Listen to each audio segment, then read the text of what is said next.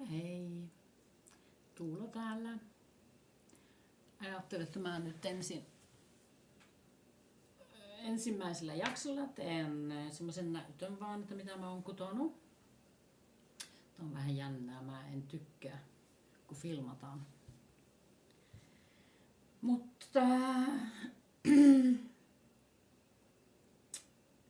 tämmöistä tää on. Tänä päivänä on tammikuu 20. päivä 24.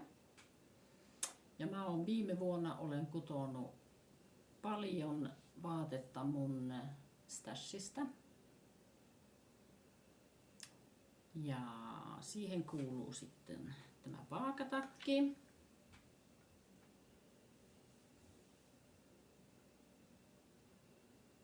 Anna Johannan. Tykkään tästä väristä. Se on vaaleampi kylläkin tuossa kamerassa. Mutta ihana ja lämmin ja tuli just sopiva. Aion tehdä vielä yhden eri väri. Nyt näen, että mä oon jotakin. On silmukka lähtenyt. No joo. Sitten mä oon tehnyt Sari Nordlundin kuutartoppi. Ja mä en oikeastaan tykkää sinisestä, mutta kun mulla on vaan poikia, niin niille on pitänyt tehdä sitten sinistä. Ja sitten on jäänyt lankoja, niin tämmöstä tää on. Ja sitten mä oon tehnyt Johanna Waunitsin nimeltään Instagramilla ja myös Ravelryssä. Tämä. Se on LED-luuppia. Ja tämähän on sitten läninki. Tai mekko vai mikä. Nyt en voi nostaa tätä kovin pitkälle, kun ei ole pitkät kalsarit alla. Mutta tästä mä tykkään hirveästi. Puen tämän päälle, kun lähden ulos kävelemään. Eilenkin oli 14 astetta pakkasta, niin tämä päälle ja toppatakki päälle, niin kyllä tarkeni. Sitten mulla on vielä yksi pyllyn lämmittäjä. Olen tehnyt LED-luupeista. Olen tehnyt vielä yhden, mutta sen mä lähetin mun serkulle. Ja nyt olisi vaan punaista LED-luuppia näin jäljellä, että niistä mä teen itselleni kintaat. Vanthut.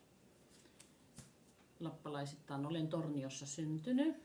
Asun täällä Ruotsissa Västeråsissa. Oli pakko muuttaa tänne, kun isi ja äiti muutti 64 tänne. Oli pakko lähteä mukaan. Sitten mä oon tekemässä, kun ajattelin, että tänä vuonna teen läningin, tosi läningin itselleni. Nämä on kans jätelangoista.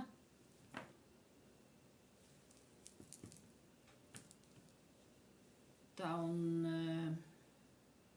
oliko tää tanskalainen vai norjalainen? Eikö norjalainen? Ravelryssä Geilsk joku. Välfärdsmodell sen nimi on. Hyvänvoinnin modelli suomeksi. Täällä mulla on tämmöiset mikkihiiritopparit. On aika pitkälle tullut. Mä aloitin tämän tammikuun alussa joskus. Ja olen jo hiatkin ottanut pois. Nyt Jokko posotella.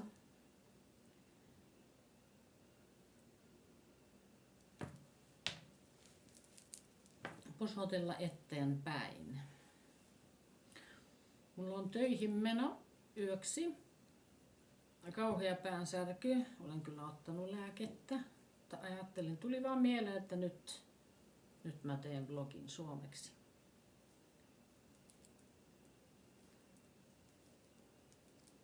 Mutta en tiedä niin miten tää nyt käypii sitten. En tiedä osaanko mä sitä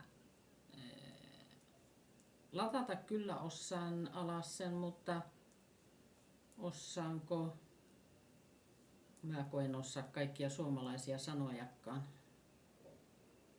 Mutta ruotsiksi se on redigera, en tiedä mikä se on suomeksi. Kyllä te olette sanonut niitä, te kaikki vloggarit siellä Suomen puolella. Mutta kun mulla ei muistu mieleen nytten. Katon suomalaisia vlogeja. Suurin osa on suomalaisia. On mulla noita ruottalaisiakin tuolla, mutta niitä on kovin vähän.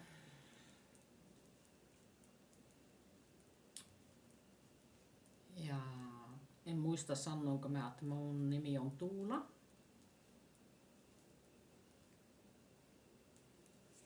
Sen mä kyllä sanoin, että asun Ruotsissa ja Västeråsissa.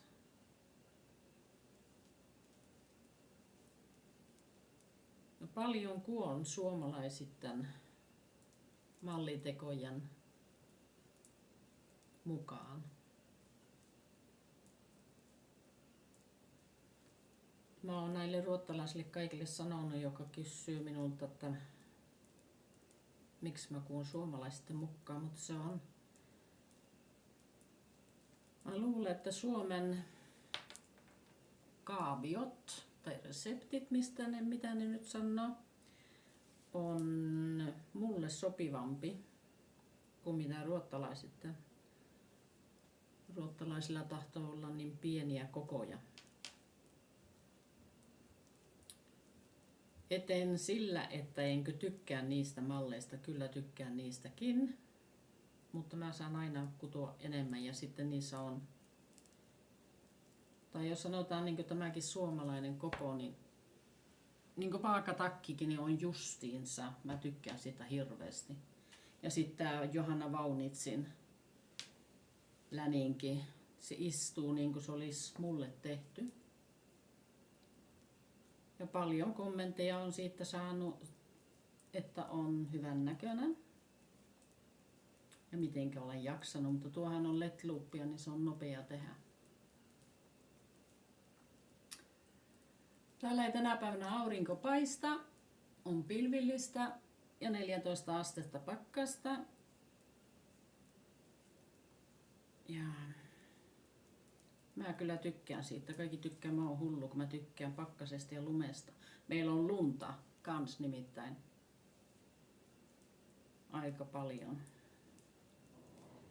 Ja minusta se on niin ihana, kun on niin valosaa sitten. Ja nyt ollaan menossa sinne kevätpuolelle.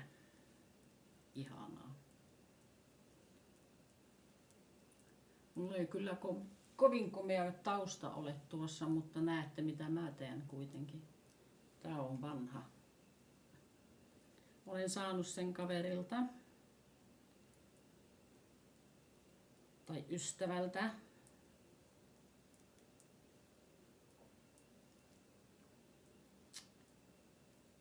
Ja tästä nyt ei tämän pitempää varmaan tule 10 minuuttia vaan.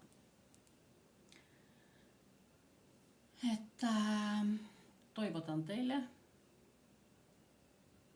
hyvää pyhää. Ja katsotaan tuleeko tässä lisää sitten näitä videoita vai eikö. Moikka!